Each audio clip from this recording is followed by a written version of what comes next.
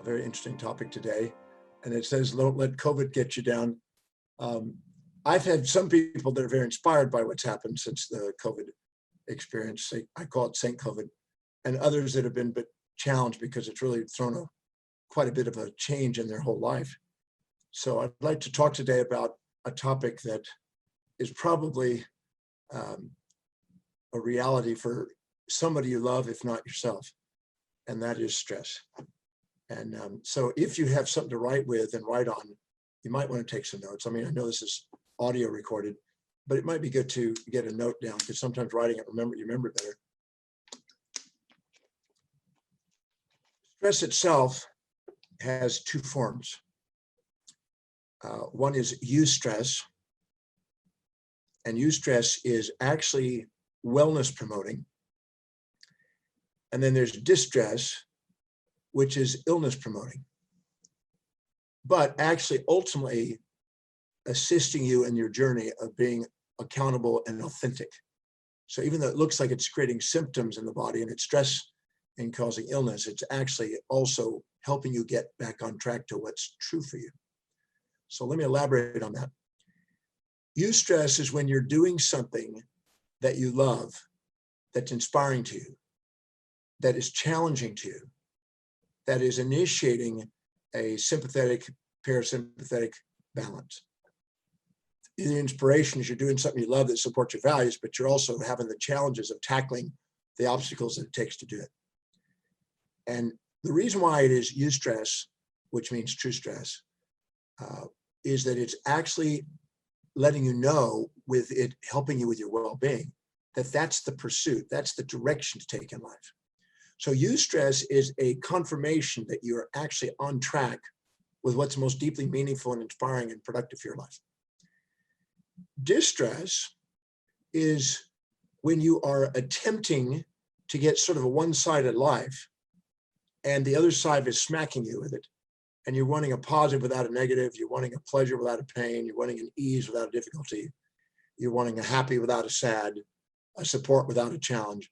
And then the other side of the magnet, the two-poled magnet, comes in and you don't want that side. And so it, because of the addiction to the pleasure side, the other side becomes very painful.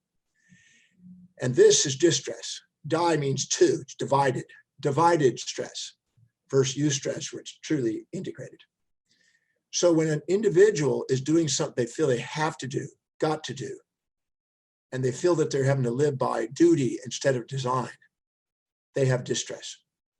And distress is letting them know that they're pursuing fantasies to some degree that aren't really congruent and aligned with what's really deeply meaningful to them. And in a sense, it's a feedback and ultimately wellness promoting in the sense that it's offering you feedback. It's like letting you know that's not the direction. Somehow readjust. So distress is actually also ultimately on the way, not in the way. Now, you know I don't do talks or presentations without discussing values. And so if you had any idea that I would do that, I don't want to let you down because it's just something I do. Because really underlying all human drive and motive is the human value system. So let me put that into context first. Every individual, yourself, anyone you meet at any one moment is living by a set of priorities, a set of values, things that are most to least important in their life. Whenever they're doing something that's highest on their value, the number one priority, the thing that's most important, and they're taking action on it, because they are spontaneously, intrinsically desiring to go and fulfill that, the challenges that they face in the pursuit of that is perceived as on the way and is perceived as eustressful. It's like a young boy who loves video games and he's conquering the video game and he wants to beat the video game and he's challenged to do it, but he's not going to give up. He's just going to keep doing it and he's going to figure out and do it again until he masters it. And so he loves beating the video game. So that's eustressful. But if you tell him he's got to do his chores or his homework or clean his room, and he doesn't really want to do it, it's not high on his values, it's low on his values. And he feels he has to do it because of an outside, persuasion, punishment if he doesn't, reward if he does kind of thing. Then he has distress in even thinking about having to do it. And when he does it, he doesn't want to do it. So he's got a built-in brake on in addition to his gas pedal. So he's got a kind of like a hesitation and uncertainty when he's functioning. And it is the pursuit of something low on your value that is what leads to the distress. And anytime you do something high in your value, your self-worth goes up. Anytime you do something low in your value, your self-worth goes down. So not only is it distressful, but it lowers your self-worth. Now, with that said, whenever you're doing something low on your values, you tend to, because of the unfulfillment in doing it, you tend to look for immediate gratification, and you tend to have a subjective biased perspective and kind of twist things. And you have an unrealistic expectation you put on yourself or possibly other people. And as a result of it, you sometimes expect it to be done quick. And if it takes longer, you're more frustrated and it's distressful. And of course, your cortisol levels go up and norepinephrine and all the catecholamines and, the osteocalcin and all the things that are the distress process, the fight or flight mechanisms go up. And it actually raises your blood pressure and causes a digestive disturbance and immune deficiencies and all kinds of problems. And that's because you're trying to go and get something that's not real in life. There is no human being that's one-sided. There's no goal that's one-sided. There's no pursuit that's one-sided that's real.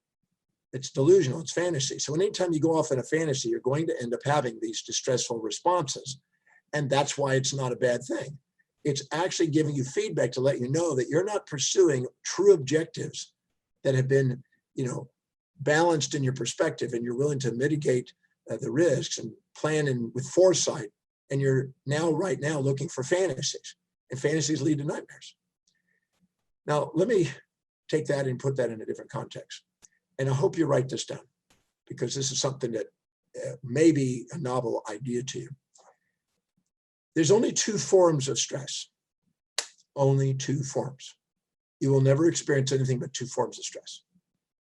And stress is the inability to adapt to a changing environment, an inability to adapt to a changing environment. People that are able to adapt and have resiliency, they don't perceive the distress that most people do. So the inability to adapt to a changing environment is distress. Stress has two forms. And please get this and write this.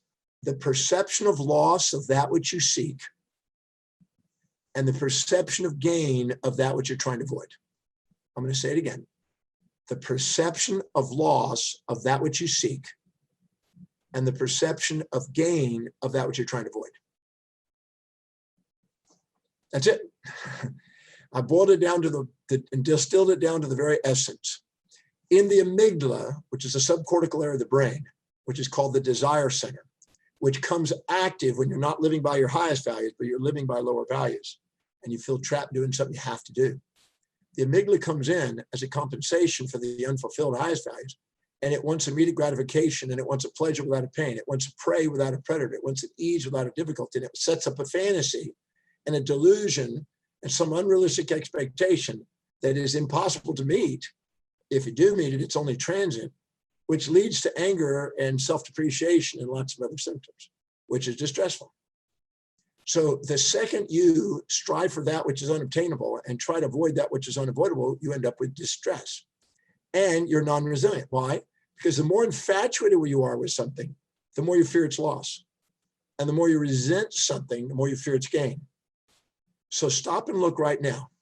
Think and do an inventory of what you think you might be distressful about. Or maybe you've got a friend that's distressed. Maybe you're not, but they are. And I guarantee you it's going to be one of two things. The perception of loss of that which you seek, or the perception of gain of that which you're trying to avoid. So let's give an example. We'll go around the wheel of life.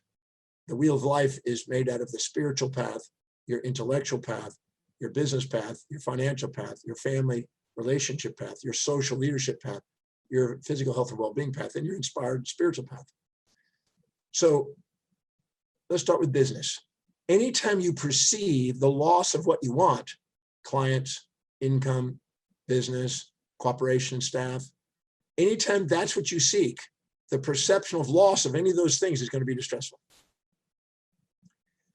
And anytime the things you don't want, bills, challenges, incompetencies, people not showing up, anytime you attract something you don't want, you got distress. So the gain of that which you are trying to avoid and the loss of that which you're trying to seek is distressful in business. When it comes to financial, same thing. You want money, you don't want bills, typically. So if you have a perception of loss of income or a perception of gain of bills, unexpected bills, that's distressful. If you have a perception of loss of bills and gain of income, that's not distressful. That's invigorating. But what happens is if you feel that you're getting a loss of that which you seek and a gain of that which you're trying to avoid, it's distressful. Or opportunities in business for future income, or hindrances of people threatening or challenging of some form, or not living up to or not honoring their agreements. So anytime you have a perception of loss of that which you seek and a perception of gain of that which you resent in business, you got distress. Now you add that to finances, loss of money, gain of money. And then you do that with a relationship. Let's say you're infatuated with somebody and you now feel the loss of them, or you resent somebody and you fear being around them. Again, distressful. And in friendships, if you have people on Facebook and you fear you're losing people on your network or whatever, then that's distressful, or you're getting people you don't want on that network. So the gain of the perception of loss of the people you want, or the perception gain of people you don't want in the social networking. When it comes to health, obviously you want vital well-being, you want to perform at your peak. Anytime you have a loss of peak performance, you feel distressed and you feel like you're losing your health. And at the same time, you feel like you're getting symptoms and fatigue and other symptoms in your body or whatever. You don't want those, so you have a gain of that which you don't want. That's distressful. And the same thing with spirituality. If you're inspired and you want the inspired path and you want to live by high priorities, and then you feel that no matter what you do, you're overwhelmed by distractions or something that you're not able to say no to them, and you feel like you've lost what's inspiring to you, it's going to be distressful. And you're gaining all these things that are frustrating to you that are low in priority, distressful. And the same thing intellectually. You feel like you've got a sharp memory and a great mind, and you're learning things and you're absorbing things and you're using your mind effectively and you're being creative. The loss of any of those is going to be distressful. And the gain of cloudiness, frustration, lack of memory, lack of information, not getting what you want knowledge-wise is distressful. So any area of life, the perception of loss of that which you seek, the perception of gain of what you or don't want or resent is distressful. And distressful, as I said, runs your immune system down and self-depreciates. But what that is symptoms guiding you back to what's authentic. Because whenever you're not filling your day with the highest priority actions that you can, that are proven to work in each of the 7 areas of life, and making sure that they're either raised on your value list or linked to your highest values, where you're spontaneously inspired to do them, doing the things that are really highest in priority, you are designed to have distress. Distress is a feedback system to let you know you're not living by priority. So right now, let's say you have corona, and let's say that it's stopping you from doing the things you used to do, that you wanted to do, or stopping you from doing the things you fantasize about doing. If you perceive that what you did in the past had more benefits and drawbacks, and you perceive that what you fantasize about the future got more positive negatives, then the perception of loss of that's going to be distressful. So that means when you look in your life, you had a fantasy that it was better or it's going to be better. My advice is to actually get present right now and do an inventory of what's real. Because comparing your life to a fantasy about how it used to be or a fantasy about how it will be, instead of looking at what it actually is and starting from what actually is. Because anytime you compare what actually is to a fantasy of the past or a fantasy of the future, you won't be present now. You'll be comparing it to a fantasy. Anytime you compare your current reality to fantasy, you're going to get depressed and you're going to get immobilized and you're going to end up distressed. And then you're going to get angry because you have an unrealistic expectation on yourself or on the world around you. There's in the Breakthrough Experience program that I teach, which I've taught 1,102 times, I believe. There's 15 delusions that people face in their life. Unrealistic expectations on others to be one-sided, unrealistic expectation on others to live in your values and outside their own values, unrealistic expectations of both of those together. Unrealistic expectation on you to be one-sided, always up, never down, always positive, never negative. Unrealistic expectation on you to live outside your own values or in somebody else's values. Unrealistic expectation of both of those combined. Unrealistic expectation of others and you're having all those delusions and those unrealistic expectations. Unrealistic expectations on society in general to be one-sided or to live in your values or the combination or all the above. Unrealistic expectation on mechanical objects like an ATM machine or a car or whatever to do something it's not designed to do and to live in your values and read your mind. All of these unrealistic expectations are going to lead to what I call anger and aggression, feelings of blame and wanting to feel betrayed, criticism and challenge, despair and depression, desire to exit and escape the situation, feel frustrated, futile, and feel grieving and grouchy, and then hatred and hurt, and maybe insanity and irritability. The ABCDFGH of negativity, I call it. And anytime you have those unrealistic expectations, you're adding distress.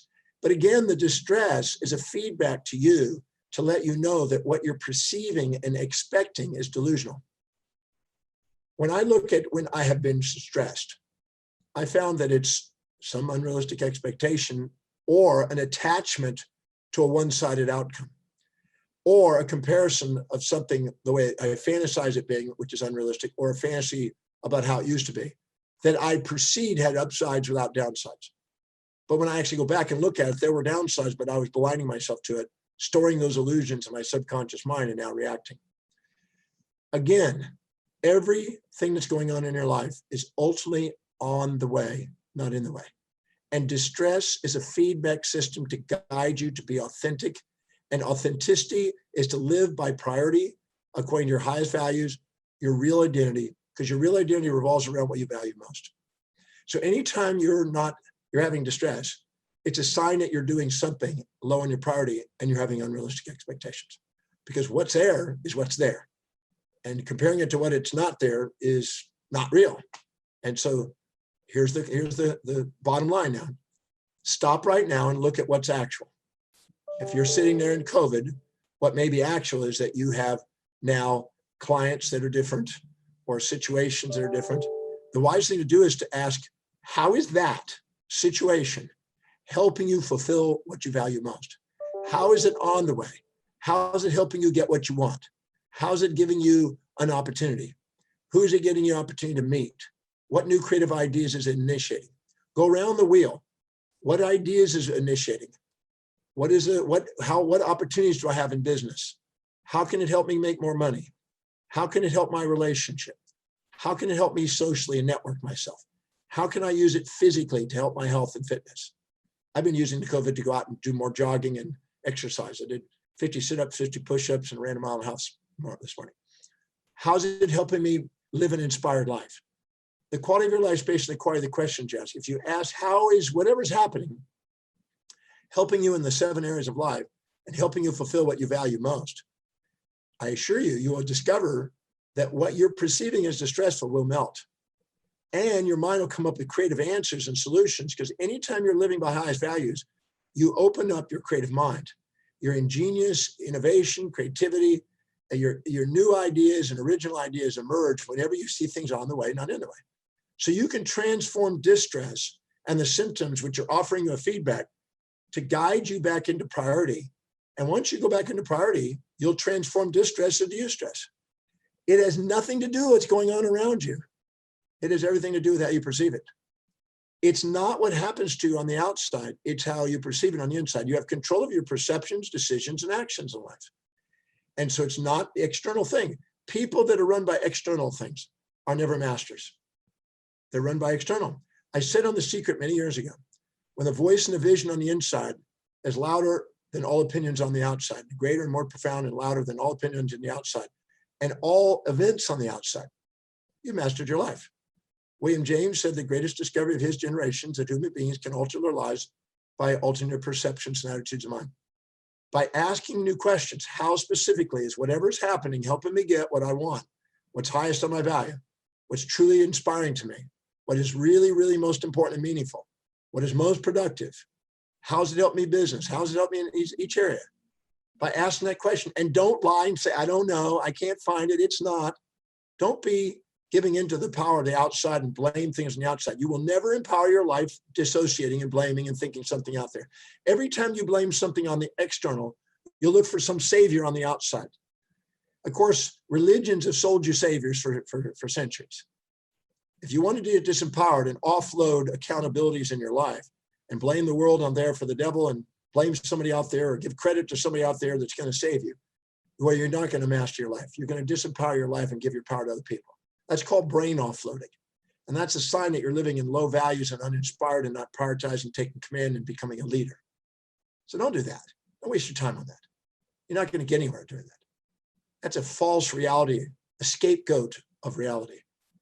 Stop and ask, how is whatever's happening? Get grounded in what's actually happening.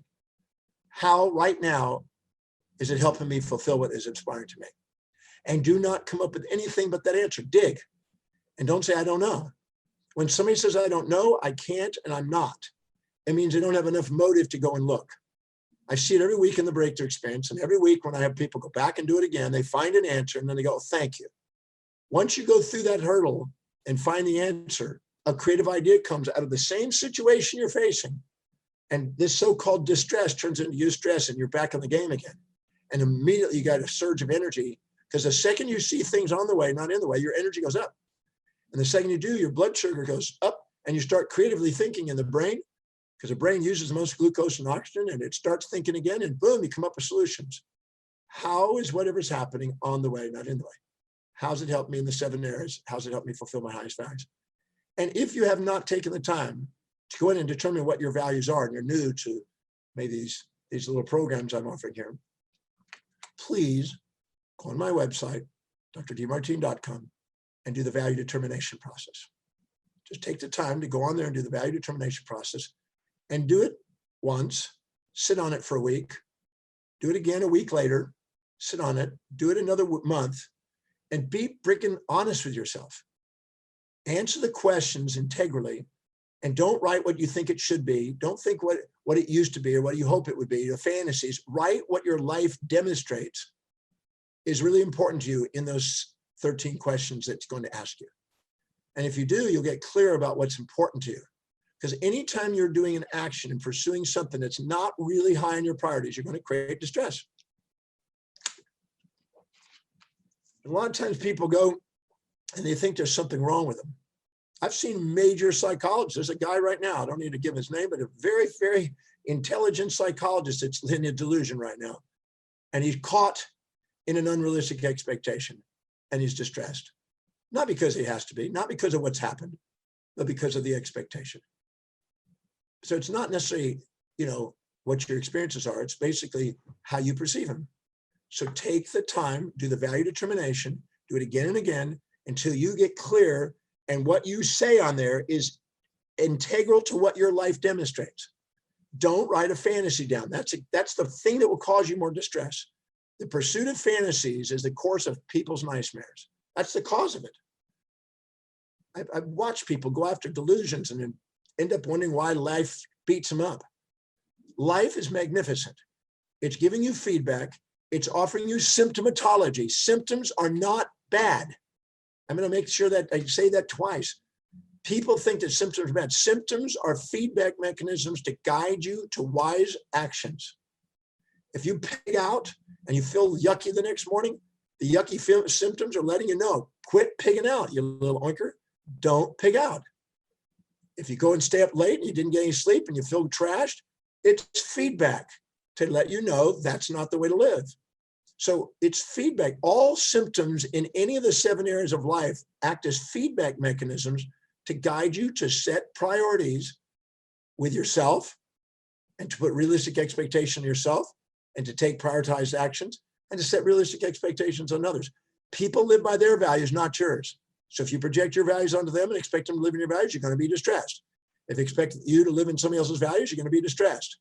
If you expect to live them or you in one-sided ways, always one-sided, you're going to be distressed. If you try to do something low in your priorities in life, you're going to be distressed. Because whenever you're doing something that's high in your values, you're more objective, you're more balanced, you're more resilient, more adaptable, you have a bigger vision, you expand yourself, you see things from an overview effect where you're less judging, you're more creative, you see solution orientation, not problem orientation. But the second you go down to lower priority things and not be accountable to what is high in priority in your life and subordinate to everybody else's expectations, which is trying to please people instead of being prioritized and doing a service that serves people, the second you do that, you're going to get the ABCDs of negativity. You're going to end up with the symptoms of distress, and there'll be feedback to let you know. I've seen people self-depreciate, beat themselves up because they're comparing themselves to other people, expecting to live in other people's values, try to be somebody they're not. And they beat themselves up. And they go, why do I keep beating myself up? I said, because you keep building yourself up with a fantasy about who you are instead of honoring who you are. And as long as you don't honor who you are, you're going to beat yourself up because the symptoms in your body and your psychology are going to get you to be who you are. The magnificence of who you are is greater than all the fantasies you impose on yourself. And the most magnificent you are is the authentic you, which is based on what's truly priority and important to you in your life, based on your true authentic values. And even though those values are evolving and you need to keep current with them and make sure your goals are consistent with them, you will transform distress into eustress the moment you live by priority. And so I'm a firm believer that you need to take the time, go back and do the value determination process and get clear about what's really important to you. Look at your priorities, prioritize what you do in business, prioritize what you do with money. You know, many people are just impulse buying, walking in a store and letting the world out there with its sales tactics and rhetorical persuasion mechanisms grab your money instead of you going in there with an agenda, a little piece of paper that says, here's what I'm going to buy today. Go in there on priority, think it out with foresight. Foresight saves you money. Hindsight costs you money. The same thing with friends. Prioritize who you hang out with. Prioritize what you read. Prioritize what you eat. If you're living by the highest priority things and not living to eat, but you're eating to live, you're reading to live, you're reading high priority things that inspire you. You're hanging out with people that are inspiring. You're going places that are inspiring. If you take the time to do that, you think about what will be of the most value to your customer, most value, highest priority then. It's about going and figuring out what's the highest priority thing to the customer, what's the highest priority thing to do. So you can't wait to get up in the morning and do what you love to do, helping them get what they want to do. If you do that, you'll flourish. And the distresses will go down because distress is a feedback to get you to priority. It's getting you to authenticity. And who you are revolves around what you value most. And who other people are, what revolve around what they value most. Find out what they value most by asking questions and caring about them to find out what their needs are. Meet those needs, find the niche of people that you love serving, and get to those people bringing the highest quality, most efficient systems. When you're living by priority, you're more effective and efficient in your actions. It's called, in Ricardo's economic law, every country has a competitive advantage based on the resources that are most natural to that habitat. And resources in your life are based on whatever's highest on your value, because that's where you're going to excel and that's where you're most powerful at. So if you stick to what you are most powerful at, stay in your core competence, prioritize your life and stick to that, you open the doors for opportunities. But the second you go away from that, scatter yourself, react, and not live by foresight, distress is going to be there. And distress is going to, again, give you feedback to let you know, oh, change course. I've seen people literally lose it, just irrational as hell. And in the process of doing that, I've had it in my own life, watching myself doing that. And I stop and look at it, and it's almost like a feedback to let you know, whatever you're perceiving, whatever you're doing, turn 180 degrees. Because that is giving you a symptom to let you know the path you're on is not it. So it's offering you feedback to approach it with a different perspective and a different priority. So all of the symptoms in your life and the 7 areas of your life are feedback mechanisms to guide you to the most authentic you, most powered you, the most fulfilled you, most inspired you, the most self-governed you. When you live by priority, you end up self-governed. You're not distracted. And you can easily say no to people that are trying to occupy space and time in your mind. And also, if you're infatuated with things, the more infatuated you are, or the more resentful you are, the more likely you're going to feel the loss of that and feel the gain of that. So anytime you allow yourself to live by low priority things, you're going to subjectively bias your perceptions and exaggerate what's going on, how good it is and bad it is. Stop the story. If you're infatuated with somebody, stop the story. If you're resentful to something, stop running the story. Every time you run the story, you tend to exaggerate and dramatize with a positive feedback, subjective bias, and get it more polarized. The more polarized, the more distressed you're going to be. The solution is love. The solution is balance. The solution is priority. The solution is objectivity. The solution is going to forebrain and executive center, self-governance. So prioritize your life. Because every time you prioritize life and stick by the highest priority things, the blood glucose and oxygen goes into the forebrain. And the forebrain governs down and calms down emotions, governs those down, dampens the extremes of those, puts some sort of objectivity, gives you creative insights, allows you to see your vision that you want. Those are the vision flourish. You're able to flourish, and you're able to come up with solutions that will transcend the problem. So take the time to prioritize your life. First, determine your values, prioritize your life, stick to priority, and watch what happens. Your distress levels will become eustress. And ask quality questions. How specifically is whatever I'm happening today, whatever's happening, what's real? How's it helping me get what I want in the 7 areas of life and in my highest values? And don't compare yourself to the past or future. Look at what's here right now, and how can you use the resources in front of you to do something amazing on planet Earth? If you do that, amazing things will happen. And that's why I teach the Demartini Method. My method is designed to neutralize those extremes, which lowers the distress level.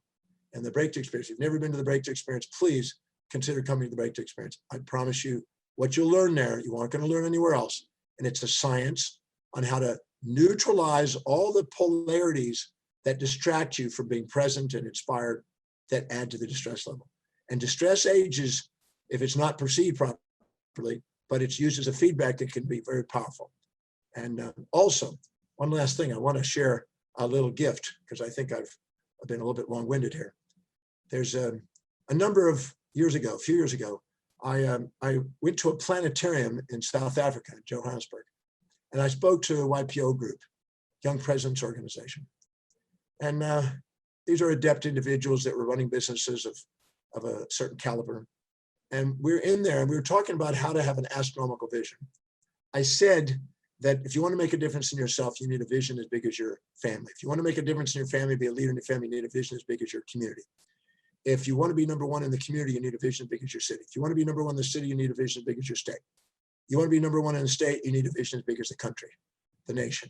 You want to be number one in the nation, you need an astronomical vision, a global vision. And if you want to have a global effect, which is inevitable today on the internet, you need an astronomical vision. And so I explained that every time you're living by priority, your astronomical vision starts to emerge. And if you want to leave a legacy, you want to make a difference, you're not going to make a difference fitting in, you're going to make a difference standing out. And if you want to make a vast difference, you're going to do it by being unique. And if you want to make a bigger impact, you're going to do it by prioritizing your life and expanding and achieving. And every time you achieve, you want to achieve something greater. So your astronomical vision, awakening your astronomical vision, is a gift. I'm absolutely certain you'll be inspired by this, because I know everybody in that room was inspired by that night. And I know it's going to help you look from a bigger vision, an overview effect. Astronauts and cosmonauts, when they go into space, they look back at the Earth and they fall in love with the Earth and they can't judge it. The terrestrial world is a world of trial. The celestial world is a world of great grace. And the second you astronomically vision, you see things, you're solution-oriented, not problem-oriented. So I just thought that would be a perfect gift to give in this situation. So please go to demartini.inc/mission and grab it. It's it's about living a purposeful life, and it's insightful, and it'll help you live more inspired, and it'll help you expand your vision, because the bigger your vision, the bigger your cause, the bigger your outcome, and the greater your wealth and the greater your eustress levels. Eustress and distress are the same things can happen in your life, but it's all about your perception. Once you take whatever's happened and turn it on the way instead of in the way, then the world is in your command instead of you're either on top of the world looking down on it from an overview effect, from an astronomical vision, or you're on the bottom of the world where it's overwhelming you and you're feeling overwhelmed and it's on top of you. You decide. I hope today was helpful, and I know that there's no reason for us to have anything on the outside world stop us from our dreams. Don't let anybody on the face of the earth stop you from what you know inside. There's nothing your mortal body can experience that your mortal soul can't love and turn into opportunity. So thank you for listening. Have a fantastic and inspiring day. Take what I've said and put it into action. Grab the opportunity by the astronomical vision, awakening astronomical vision. I promise you'll say thank you. It's a truly inspiring evening of presentation. And I look forward to seeing you on the next program. If I can see you live or online, the Breakthrough Experience or whatever program is, I look forward to meeting you. Please introduce yourself when we get there. And thank you again for being with me today. Have an absolutely inspiring day.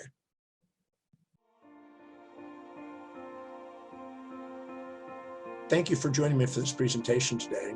If you found value out of the presentation, please go below and please share your comments. We certainly appreciate that feedback. And be sure to subscribe and hit the notification icons. That way I can bring more content to you and share more to help you maximize your life. I look forward to our next presentation. Thank you so much for joining me.